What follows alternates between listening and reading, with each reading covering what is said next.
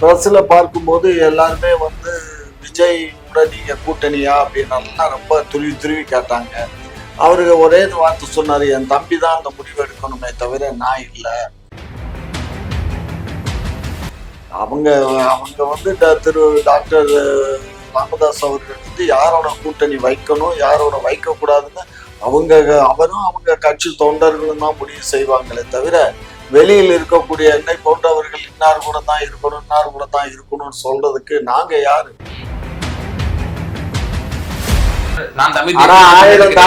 தமிழனா இருந்தா உனக்கு மக்கள் வாக்களிச்சா நீ போய் முதலமைச்சரா உட்காரு. ஒன்னு யாரு வேண்டாம்னா யாரும் கையை பிடிச்சி தடுத்துட்டோமா இல்ல கையை பிடிச்சி இழுத்து விட்டோமா? மக்கள் தானே வாக்களிக்கணும். மக்கள் வாக்களிச்சா நீங்க வாங்க, தமிழகத்துடைய முதலமைச்சரா வாங்க. அந்த தலைவர்கள் கூட சீமான் அவர்கள் மீது வைக்கப்பட்டிருக்கு, அவர் ஒரு கோமாளி, அவர் நம்பி வந்த தம்பிகள் ஏமாளி.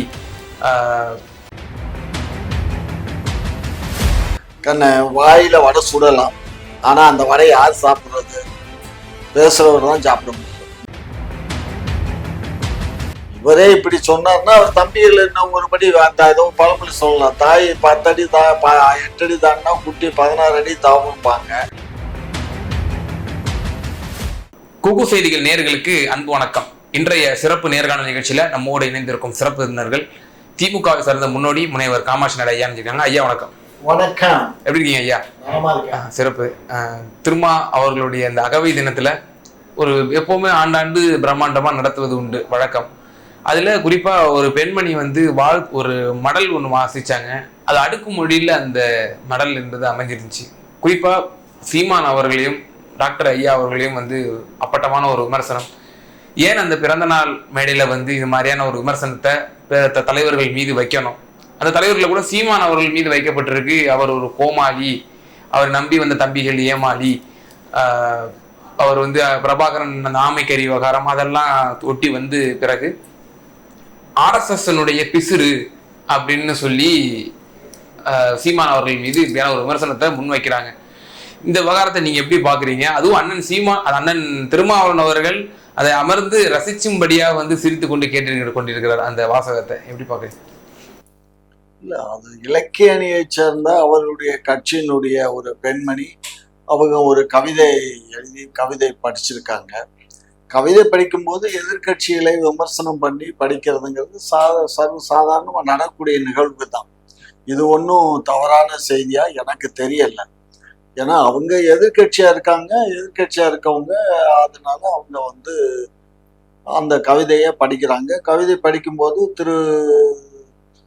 நம்மளுடைய திருமாவளவன் அவர்கள் அமர்ந்திருக்கக்கூடிய மேடையில் அந்த கவிதை படிக்கின்ற சான்ஸ் அந்த அம்மாவுக்கு கிடைச்சிருக்கு. அந்த சான்ஸை அவங்க உபயோகப்படுத்தி யாரெல்லாம் வந்து எந்த அளவுக்கு அவர்கள் அதாவது அவர்களுடைய வன்மத்தை தீர்த்து கொள்ள முடியுமோ அந்த அளவுக்கு வன்மத்தை தீர்த்து கொண்டிருக்கின்றார்கள்.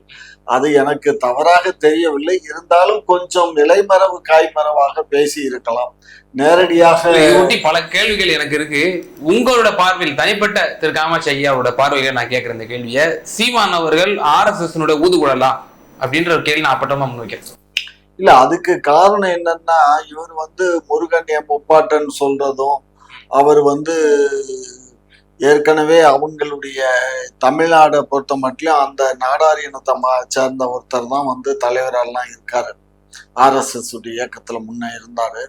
ஸோ அது மாதிரி அவங்க RSS இயக்கத்துக்கு அவர் எப்பயுமே வாழ் பிடிக்கக்கூடியவர் தான்.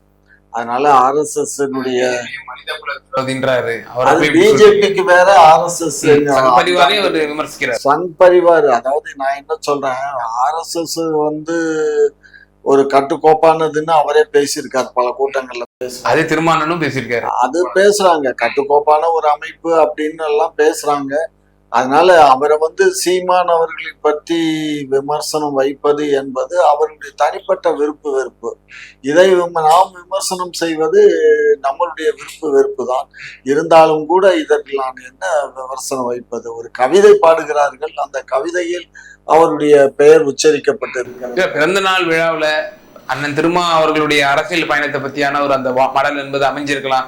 ஆனா தோழமை சக்தின்னு சொல்லி ஒரு புறம் விசிகாவுடைய வன்னியரசு அவர்கள் ஒரு புறம் சொல்றாரு, இன்னொரு புறம் சொல்றாரு விடிமிங்கிற பிம்பத்தையே உடைச்சிட்டாரு அண்ணன் திருமா.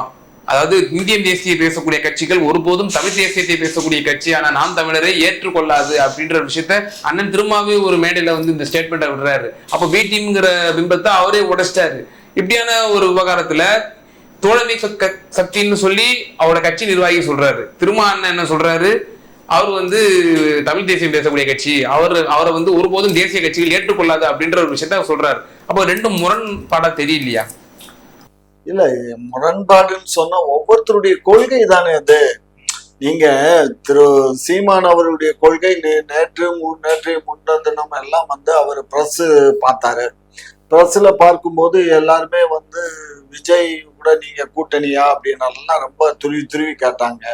அவருக்கு ஒரே வார்த்தை சொன்னாரு, என் தம்பி தான் அந்த முடிவு எடுக்கணுமே தவிர நான் இல்லை, அதனால அந்த கேள்வியை விட்டுட்டு அடுத்ததுக்கு போங்க அப்படின்னு தான் அவர் சொன்னாரு.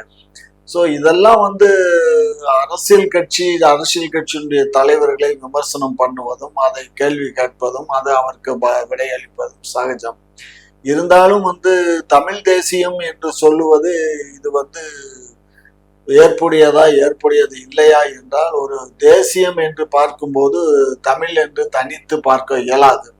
ஏனென்றால் தேசியத்தில் பல மொழிகள் பேசக்கூடிய நாடு இது. ஏறக்குறைய 400 மொழிகள் தமிழகத்தில் மட்டுமே இருப்பதாக கணக்கு உண்டு. அத்தனை மொழிகள் பேசுகின்ற இந்த தேசத்தில் தமிழை மட்டும் முன்னிறுத்துவது என்பது தமிழ்நாடாக இருக்கலாம், தமிழ் மொழி தாய்மொழியாக இருக்கலாம். அதனால தமிழ் தான் என்று பறைசாற்றுவதில் எந்தவித மாற்று கருத்தும் இல்லை. அதே வேளையில் தமிழை மட்டும் வைத்துக்கொண்டு பிற மொழிகளை வந்து பந்தாடுவது, சிறுமைப்படுத்துவது எந்த வழியில்? தெளிவா பல மேடைகளில் விளக்கியிருக்காரு அண்ணன் சீமான். இங்க வந்து வாழுங்க, ஆளு வந்து தமிழரா இருக்கணும் அப்படின்னு தானே சொல்றாரு. மக்கள் வாக்களிச்சா தானே ஆள முடியும். இவர் என்ன சொல்றது, நான் என்ன இவர் சொல்றதுக்கு இவருக்கு என்ன அந்த தமிழர், நான் தமிழனா இருந்தா உனக்கு மக்கள் வாக்களிச்சா நீ போய் முதலமைச்சரா உட்காரு, ஒன்னு யாரு வேண்டான்னா யாரும் கையை பிடிச்சி தடுத்துட்டோமா இல்ல கையை பிடிச்சி இழுத்து விட்டோமா? மக்கள் தானே வாக்களிக்கணும். மக்கள் வாக்களிச்சா நீங்க வாங்க, தமிழகத்துடைய முதலமைச்சரா வாங்க, தமிழ் மக்கத்தினுடைய பிரதிநிதியா வாங்க, யாரு வேண்டான்னு சொன்னா? அங்கேயும் கொக்கா அப்படின்னு வந்து மேடையில உட்காந்து பேசுவீங்க. அதே பேச்சையும் சீஃப் மினிஸ்டர் நாற்காலியில உட்காந்து சட்டமன்றத்திலயும் பேசுவீங்க. யாராவது எழுத்து கேள்வி விட்டே கொக்கா பேசாம உட்காரா அப்படின்னு பாரு. இதுதான் அவருடைய பாணி. நீங்க வந்து முதலமைச்சர் மேடையில ஏறினதுக்கு அப்புறம் அப்படி பேசுவார், நீங்க வந்து அநாகரிகமா விமர்சனத்தை வந்து சீமான் இல்ல அவரு இங்க பாருங்க, அவரு வந்து ஒரு டைரக்டரா இருந்தவரு, அவருக்கு கோபம் அதிகமா வரும். சினிமா துறையில டைரக்டரா இருந்தவங்க, நடிகரா இருக்கவங்களுக்கெல்லாம் வந்து கொஞ்சம் அந்த அதாவது அவர்களுடைய டீமை கட்டி காக்கக்கூடிய பொறுப்பு அவங்களுக்கு, அதே போல இந்த கட்சியை கட்டி காக்கக்கூடிய பொறுப்பு அவருக்கு இருக்கு. அதனால எல்லாரையும் அவர் வந்து ஒரு தன்னுடைய கட்டுப்பாட்டில் வைத்திருக்க வேண்டும் என்ற காரணத்திற்காக எல்லாரையும் சரமாரியாக திட்டுகிறார், பேசுகிறார். அது அவருடைய பாணி. ஒவ்வொருத்தருக்கும் ஒவ்வொரு பாணி இருக்கும். அது அவர் அந்த பாணியை கடைபிடிக்கிறார்.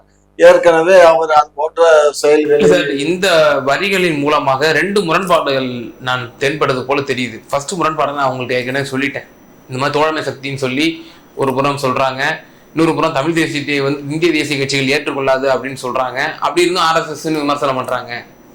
இது ஒரு முரண்பாடா நான் பாக்குறேன். இன்னொரு முரண்பாடா என்ன பாக்குறேன் அப்படின்னா, அண்ணன் திருமாவளவன் அவர்கள் அவரே பலமுறை சொல்லியிருக்காரு, ராமதாஸ் ஐயா விமர்சனம் பண்றீங்களா, நான் வந்து கூட்டு வச்சு நான் கேட்டிருக்கேன், அவங்க எல்லாம் விமர்சனம் பண்ணாதீங்க அப்படின்னு சொல்லி. அதே அண்ணன் சீமான் அவர்களும் தன்னோட கட்சிக்காரர்கள்ட்ட வந்து அறிவுறுத்தியதாக பல மேடைகள்ல அவரும் பதிவு செஞ்சிருக்கிறாரு.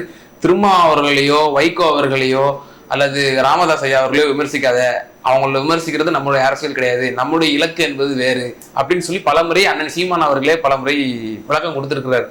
இப்படியா இருக்கக்கூடிய தோழமை சக்தியாக இவர்கள் எல்லாம் விமர்சனம் பண்ணுவது நம்முடைய இலக்கு என்பது வேறு அப்படின்னு இருக்கக்கூடிய இடத்துல அண்ணன் சீமான் அவர்களையோ அண்ணன் ராமதாஸ் ஐயா அவர்களையோ வந்து இப்படியான ஒரு விமர்சனத்துக்கு, கொச்சையான விமர்சனத்துக்கு உள்ளாக்கப்படுவது என்பது வந்து சரிதானா? இதுவும் ஒரு முரண்பாடு தானே பார்க்கப்படுது. அது நீங்க அரசியலா பார்க்கணுமே தவிர தனிப்பட்ட முறையில பார்க்க கூடாது. அரசியல் பார்த்தா சரி, அரசியலை பார்க்காமல் தனிப்பட்ட முறையில் பார்த்தா தவறு, அவ்வளவுதான். இப்ப அதே டாக்டர் ஐயா மேல விமர்சனம் வச்சிருக்காங்க, அவர் வந்து ஒரு சாதி வெறியரு, பச்சோந்தி கூட நாரி போயிடும், அந்த அளவுக்கு வந்து ஒரு தேர்தல் கூட்டணி மாறக்கூடியவர் அப்படின்ற ஒரு விமர்சனத்தை முன்வைக்கிறாரு. இதெல்லாம் வந்து தேவையா? இதெல்லாம் தேவையில்லாத ஒரு தான். ஏன்னா அவங்களுக்கு எந்த கட்சியோட கூட்டணி போகணுங்கிறத அவங்கதான் நிர்ணயம் பண்ண முடியுமே தவிர நம்ம சொல்ல இயலாது. அவங்க வந்து திரு டாக்டர் ராமதாஸ் அவர்கள் வந்து யாரோட கூட்டணி வைக்கணும் யாரோட வைக்க கூடாதுன்னு அவரும் அவங்க கட்சி தொண்டர்களும் தான் முடிவு செய்வாங்களே தவிர வெளியில் இருக்கக்கூடிய என்னை போன்றவர்கள் இன்னார் கூட தான் இருக்கணும் இன்னார் கூட தான் இருக்கணும்னு சொல்றதுக்கு நாங்க யாரு? அவர் கட்சியில இருக்கக்கூடியவங்க அவங்க சொல்லுவாங்க. அந்த கட்சிக்கு அவர் தலைவர், அவருடைய தலைவர், அவருடைய புதல்வர் இருக்காரு, இவர் வந்து அதனுடைய நிறுவன தலைவரா இருக்காரு. ஏன்னா இந்த விமர்சனத்தை வந்து அண்ணன் திருமா மேல வைக்கிறாங்க. நீங்க என்ன ராமதாஸை போய் குறிப்பிட்டுறீங்க, நீங்க வந்து மக்கள் நல கூட்டணின்னு ஒண்ணு ஃபார்ம் பண்ண இல்லையா, அதுக்கப்புறம் திமுக வரலையா, நீங்க அண்ணா திமுகவுடன் உடன் வைக்கலையா கூட்டணி, நீங்கள் பாரதிய ஜனதாவுடன் கூட நீங்க கூட்டணி வச்சது இல்லையான்னு சொல்லி அண்ணன் திருமா மீதே இந்த கேள்வி வந்து எழுப்பப்படுது. அதான் ஒரு பழமொழி சொல்லுவாங்கல்ல, போடி அவசாரின்னு யாரையாவது பார்த்து திட்டினாங்கன்னா அவ திரும்ப போடி நீ அவசாரி அப்படின்பா. அது மாதிரிதான் இது. ஓகேவா? இவங்க அவங்கள திட்டினாங்க, அவங்க இவங்கள திட்டுறாங்க, அவ்வளவுதான். ஆனா ஒட்டு மொத்தத்துல இது ஆரோக்கியமான அரசியல் இல்ல. இந்த மாதிரி வார்த்தைகளை தவிர்த்துக்கணும்ன்றீங்களா? 100% தவிர்க்கப்படணும். ஏன்னு கேட்டீங்கன்னா இன்றைக்கு வந்து திரு ராமதாஸ் அவர்கள் இன்றைக்கு இருக்கின்ற தலைவர்களில ஒரு மூத்த அரசியல்வாதி. அவரை பற்றிய விமர்சனம் வைக்க வேண்டிய அவசியம் இல்லை. அது அவருடைய பிறந்த நாள், அது அரசியல் கூட்டமாக இருந்தாலும் பரவாயில்லை. ஒரு பிறந்தநாள் கூட்டத்திலே அது அவரை பற்றியும் திரு நாம் தமிழர் சீமான் அவர்களை பற்றியும் பேச வேண்டியதில்லை. ஆனால் அந்த பெண் பேசியது வந்து மேடை பேச்சல்ல, அது வந்து ஒரு கவிதையாக அந்த பெண் படித்து 1000 உள்ளர்த்தங்கள் வந்து அடங்கி இல்லையா உள்ள. நான் என்ன சொல்றேன் சார், ஒரு அபாண்டமான ஒரு குற்றச்சாட்டு வைக்கிறாங்க சார், சீமான் அவர்கள் வந்து RSS பிசுறு அப்படின்னு சொல்லி. அது அவங்க என்ன பார்வையில பார்த்தாங்கன்னு எனக்கு தெரியாது இல்லையா? நீங்க ஒரு விஷயம் நல்லா புரிஞ்சுக்கோங்க. அந்த கவிதை எழுதின பெண் என்ன பார்வையில அந்த சொல்லாடலை உபயோகப்படுத்தினாலும் எனக்கு தெரியாது. சோ என்னை பொறுத்த மட்டும் அப்படி ஒரு நிலை திரு சீமான் அவரிடத்தில் இருப்பதாக எனக்கு தெரியவில்லை. அவர்கள் RSSலயோ அல்லது பாரதிய ஜனதா கட்சியிலோ இந்துத்துவா கொள்கையில் அவர் பிடிப்புடன் இருக்கிறார். அதை மறுப்பதற்கில்லை. ஏன்னா இந்துத்துவா கொள்கையில் இருக்கின்ற காரணத்தினால் தானே அனைவரும் அனைத்து இந்துக்களே இல்லைன்னு சொல்றாரு சார் சீமான் அவர்கள். நாங்கள் வந்து தமிழம் மதம், நாங்கள் தமிழர் சமயம், எங்கள் சமயம் வந்து சைவம் வைணவம் அப்படின்றார். வைணவம் கூட வைணவ மாலியம்ங்கிறார். அந்த வார்த்தை தமிழ் வார்த்தை இல்லை அப்படின்னு சொல்லி வாயில வடை சுடலாம். ஆனா அந்த வடையை யார் சாப்பிடுறது? பேசுறவர் தான் சாப்பிட முடியும், மற்றவங்க சாப்பிட இயலாது. அது மாதிரிதான் அவர் பேசக்கூடிய பேச்சுக்கள். இதெல்லாம் வந்து ஏட்டு சொரக்கா கறிக்கு உதவாதுன்னு சீமானே ஒரு மேடையில சொல்லியிருக்காரு. நான் வந்து ஒரு மார்க்க, அதாவது இஸ்லாமியர்களுக்கு தனி மார்க்கம், கிறிஸ்தவர்களுக்கு என்று தனி மார்க்கம், நான் ஒரு மதத்தை உருவாக்கி விட்டேன், அந்த மதத்தின் பெயர் தமிழம், இதுல வந்து ஜாதி எதுவுமே கிடையாது, எங்களுடைய தமிழர் சமயம் வந்து சைவம், வைணவம், ஆசியோகம் இதெல்லாம் உள்ளடக்கியதுதான் தமிழர் மதம் அப்படின்னு சொல்லி அவர் சொல்றாரு. அந்த காலத்துல வந்து முஸ்லிம்களுக்கு ஒரு மதம் இருந்தது. அந்த மதத்துக்கு எதிராக வந்து அக்பர் அவர் சொல்லிட்டு ஒரு மதத்தை உருவாக்க, எல்லா மதத்திலயும் எது நல்லவை எல்லாம் இருக்கோ அதை எடுத்து ஒரு கலப்படமாக ஒரு மதத்தை உருவாக்கி அதுக்கு நிறைய பைலாஸ் எல்லாம் எழுதி சட்ட முடிவோடு எல்லாம் கொடுத்தாங்க. ஆனா தீல்லாஹி இப்ப எவ்வளவு பேர் அதை ஃபாலோ பண்றாங்க அப்படிங்கிற ஒரு பேரே மக்களுக்கு தெரியுமான்னு தெரியாது. ஏன்னா நான் அதெல்லாம் படிச்சவங்களுக்கு தான் தெரியும். அதுவே நான் நிக்கல. அவர் ஒரு பேரரசர், இந்தியா முழுமைக்கும் பேரரசராக இருந்து நல்ல ஆட்சி பண்ண அவர்னாலேயே பண்ண முடியல. சோ அதனால திரு சீமான் அவர்கள்லாம் வந்து நேற்று மலையில் முளைத்த சிரிக்கிறேன்னு சொல்லுவாங்க. இல்லைன்னா கலைஞருடைய சொற்றொடர் மாதிரி சொன்னா ஆடி காத்துல அம்மி பறக்கையில இந்த குழந்தைகள்லாம் ஏமாத்துறோங்கிற மாதிரி தான். அதனால அவருடைய கொள்கை அது, அதை நாம விமர்சனம் பண்ண விரும்பவில்லை. திரு சீமான் அவருடைய தனிப்பட்ட கொள்கை, அவர் எதை வேணாலும் சொல்லலாம். அது அவருடைய கட்சியை வளர்ப்பதற்காக, கட்சி தொண்டர்களுக்காக அவர் சொல்லுகின்ற சொற்றுடன், அதை நாம் விமர்சனம் பண்ணுவதற்கு விரையக்கூடாது. அது அவருடைய இஷ்டம். இறுதியாக கேள்வி, வருண் IPS மற்றும் சீமான் இடையே வந்து ஒரு கடும் மோதல் போக்கு வந்து கடந்த வாரங்கள்ல இருந்துச்சு. நேற்று தினம் சீமான் அவர்கள் பிரஸ் மீட்ல கூட ஒரு விஷயத்த முன் வச்சிருக்கிறாரு. வருண் IPS அவர்களை வந்து இந்த மாதிரி எழுத சொல்லி நான் தூண்டவில்லை, அது அவங்களா உணர்ச்சி வசப்பட்டு யாரோ இது பண்ணிட்டாங்க, அப்படி பண்ணியிருந்தாலும் நான் வந்து என்னுடைய கட்சியினுடைய ஒருங்கிணைப்பாளர் அந்த சாட்டை துருமனை 2 வாட்டி நான் நீக்கியிருக்கேன், அப்படின்னா அப்ப இவங்கெல்லாம் யாரு, இவங்களாம் உறுப்பினர்கள், அப்ப கண்டிப்பா நான் தூக்கிடுவேன் அப்படின்ற ஒரு விஷயத்த அவர் முன்வைக்கிறாரு. மேலும் 22 பேர் மீது இந்த இந்த விவகாரம் சார்பாக வழக்கு போடப்பட்டது. அதுல வந்து ஃபேக் ஐடிஸ்லாம் வந்து இந்த மாதிரி பதிவுகள் போடுறாங்க. என் பேர்லயே வந்து எவ்வளவோ ஃபேக் ஐடிஸ் வந்து பதிவுகள்லாம் போட்டது வரலாறு உண்டு. என் பேர்லயே அறிக்கை வரும் ஒரு ட்விட்டர் அக்கௌண்ட்லயோ ஃபேஸ்புக் அக்கௌண்ட்லயோ, ஆனா இது என்னுடைய பக்கங்கள் அல்ல. அந்த மாதிரி ஃபேக் ஐடிஸை உருவாக்கி களங்கம் விளைவிப்பதற்காக சீமான் மீது இந்த மாதிரியான தாக்குதல் வந்து தொடுக்கப்படுது அப்படின்னு சொல்றாரு. இது 138 வழக்குகள் என் மேல இருக்கு. இப்ப இது ஒரு வழக்கா, எத்தனை வழக்கு அப்படின்ற மாதிரி பிரஸ்காரங்கள் எல்லாம் கேட்கிறாரு. எப்படி பாக்குறீங்க? அதாவது ஊரறிஞ்ச விஷயம். ஒரு பழமொழி சொல்லுவான், இன்னைக்கு பூணூல் போடுற நாள். அது தெரியுமா உங்களுக்கு? இன்றைக்கு ஆவணி ஆவட்டும் சொல்லுவாங்க. இன்றைக்கு பூணூல் போடுற தினம். அதே மாதிரி வந்து அது ரட்சபந்தாவும் இன்றைக்கு தான். அதனால இன்றைக்கு அரசு விடுமுறை. அரசுன்னா ஒன்றிய அரசு பள்ளிகளுக்கெல்லாம் விடுமுறை விட்டுருக்காங்க. மாநில அரசு வந்து அவங்களுக்கெல்லாம் வந்து அந்த யாரெல்லாம் பூணூல் போடுறாங்க அவங்களுக்கெல்லாம் ஒரு ஆஃப்டர்நூன் வரலையும் ஒரு டைம் கொடுப்பாங்க, பிரேக் மாதிரி கொடுப்பாங்க. ஆனால் மாநில பள்ளிகள் எல்லாம் இன்னைக்கு நடக்குது.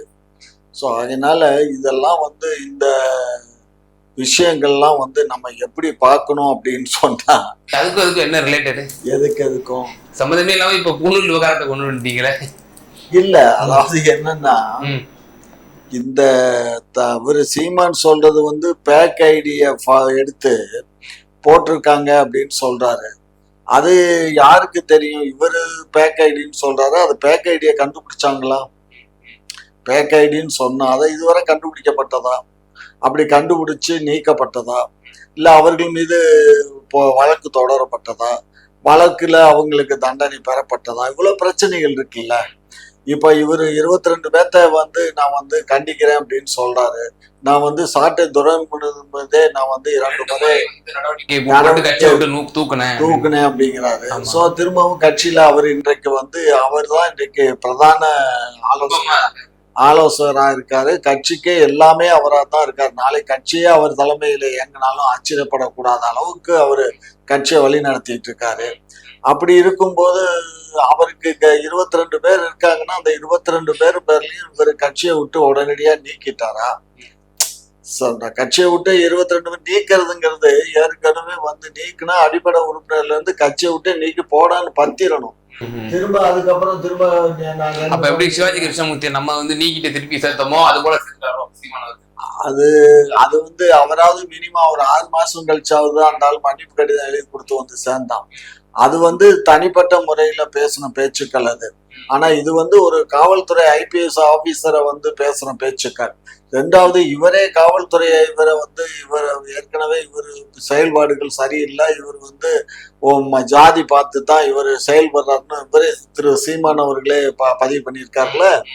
ஆமா, கடந்த காலங்களில் மீது ஒரு குற்றச்சாட்டை முன் வச்சார்ல. சில சமூகங்கள் மீது இவருக்கு வஞ்சகம் வச்சு வழக்குகள்லாம் போடுறாரு அப்படின்னு சொல்லி சொன்னார் இல்லையா? அப்ப அப்படி இருக்கும்போது அப்ப இவர் இப்படி சொன்னா இவருடைய தம்பிகள்லாம் எப்படி இருப்பாங்க? இவரே இப்படி சொன்னார்னா அவர் தம்பிகள் என்ன ஒருபடி ஏதோ பழமொழி சொல்லலாம், தாய் 10 அடி 8 அடி தாண்டா குட்டி 16 அடி தாவும்பாங்க. அதனால இவர் 8 அடி தாவுனாரு, குட்டி எல்லாம் 16 அடி. அந்த கைது செய்யப்பட்ட இந்த 2 நபர்கள் வந்து மேஜிஸ்ட்ரேட் முன்னிலையில வந்து இந்த மாதிரி ஒரு வாக்குமூலம் கொடுத்துருக்காங்க. அண்ணன் சீமானோட தூண்டுதலின் பேர்ல தான் நாங்க வந்து இந்த மாதிரியான ஒரு கருத்தை வந்து ட்விட்டர் பக்கத்துல வெளியிட்டோம் அப்படின்னு சொல்லி. ஆனா சீமான் அவர்கள் அப்பட்டமா மறுக்கிறாரு. இது வந்து யாரோ ஒருத்தன் போட்டான்னா அதுக்கு எப்படிப்பா நான் எப்படிப்பா பொறுப்பாக்க முடியும்? இப்போ கட்சியினுடைய திமுக கட்சியில வந்து ஒரு யாரோ ஒரு கடைக்கோடி தொண்டை எவனா ஒருத்த வந்து தவறுதலா பேசுறான் அப்படின்னா அதுக்கு வந்து தலைவரையோ முதலமைச்சரையோ குறை சொல்வது எந்த விதத்துல அபத்தமோ அது போலதானே இதுவும் அப்படின்னு கேட்கிறாருல. இல்ல அவரு கேட்கறது நியாயமா தான் இருக்கு. ஆனா நீதிமன்றத்துல அவன் கன்ஃபஸ் ஸ்டேட்மெண்ட் கொடுத்துருக்காங்கல்ல, அந்த ஸ்டேட்மெண்ட்டை தானே நம்ம எடுத்துக்க முடியும். சீமானுடைய தூண்டுதல் பேர்ல தான் நான் பேசினேன் அப்படின்னா சீமான் வந்து யாரோ ஒருத்தனை கூப்பிட்டுட்டே நீ போய் அவனை வெட்டிட்டு வாடா அப்படின்னு சொன்னாக்கா அவனை போய் வெட்டிட்டு வந்துட்டான்.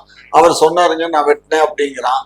இல்ல என்னுடைய தொண்டர்கள் நிறைய பேர் இருக்காங்க, நான் எல்லாத்தையும் நான் போய் அந்த மாதிரி எல்லாம் பொறுப்பேற்றுக்க முடியுமா நான் சொன்னதாக அப்படின்னு சொல்லி கேட்க முடியாது.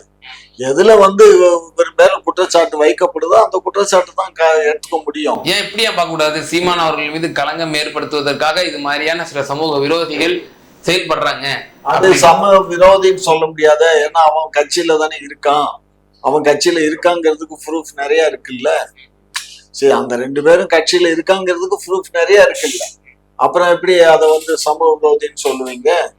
அப்ப அவங்க கட்சியில இருக்கவங்க எல்லாம் சமூக விரோதிகளா? சொல்லுங்க. அப்போ இந்த விவகாரம் சீமான் அவர்களுடைய அரசியல் வருங்கால அரசியலுக்கு வந்து இது பெரிய நெருக்கடி தரும்னு சொல்றீங்களா? நெருக்கடி தரும்னு சொல்லல, இதெல்லாம் வந்து ஒரு கரும்புள்ளி. முட்டுக்கட்டைகள் மட்டும் இல்ல, இது ஒரு கரும்புள்ளி. ஏனென்றால் ஒரு அரசியல்ல எப்பயுமே வந்து நேர்மையா தான் அரசியல் பண்ணணும். ஆனா நேர்மையா இந்த காலத்துல அரசியல் பண்றது ரொம்ப சிரமம்.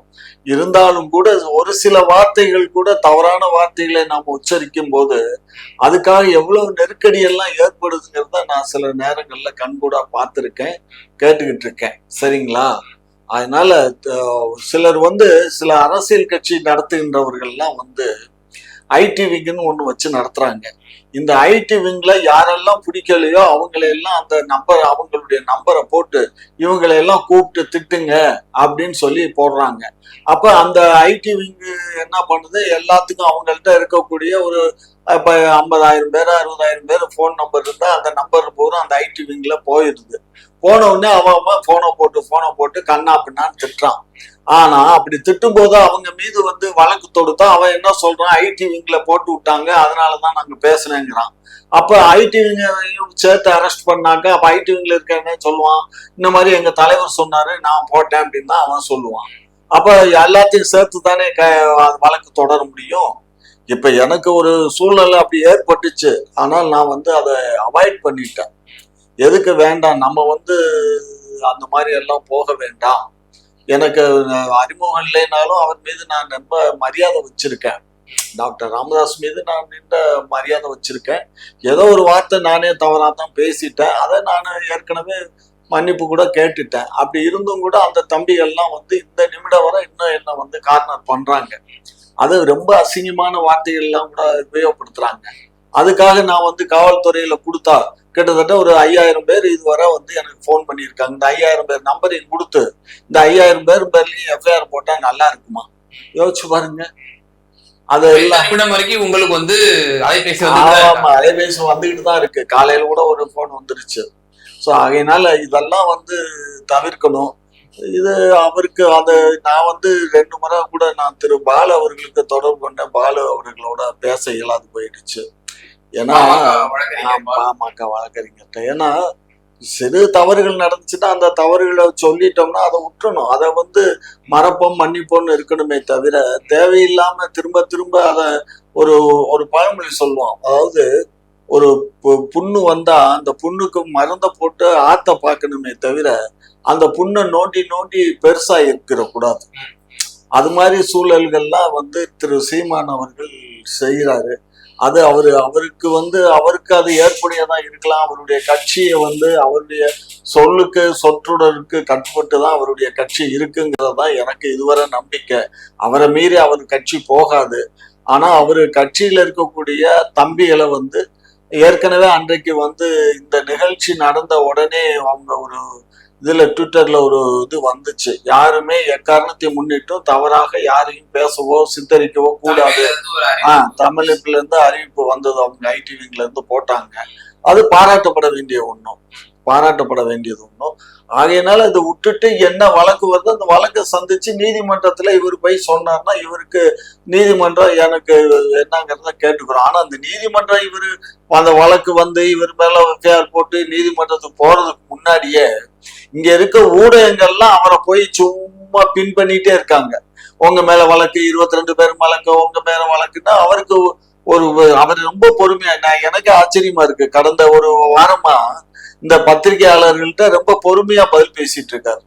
இல்லைன்னா கொஞ்சம் கோவப்படுவாரு, திட்டுவாரு, பேசுவாரு. ஆனா இப்ப ரொம்ப பொறுமையா ரொம்ப அமைதியா தான் பதில் சொல்றாரு. அவருக்கு நான் நினைக்கிறேன் இந்த நாடாளுமன்ற தேர்தலுக்கு அப்புறம் ரொம்ப மெச்சூரிட்டி வந்துருச்சுன்னு தான் நான் நினைக்கிறேன்.